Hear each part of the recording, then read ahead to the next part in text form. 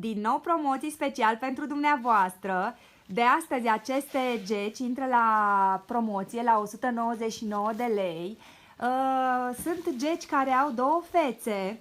Foarte interesant modelul. Se poate purta atât pe partea lucioasă cât și pe această parte.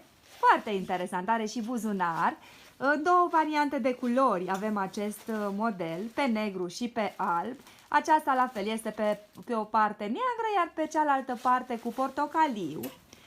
Și mai avem un model foarte interesant, imediat o să vi-l prezinte colega mea, tot din aceeași gamă, dar cu acest fermoar pe lateral și pe mânecă. Uitați cât de frumoasă este. Fermoarul acesta se poate și deschide. Mărimile acestor geci este de la 36 la 42, așa că vă așteptăm să ne vizitați!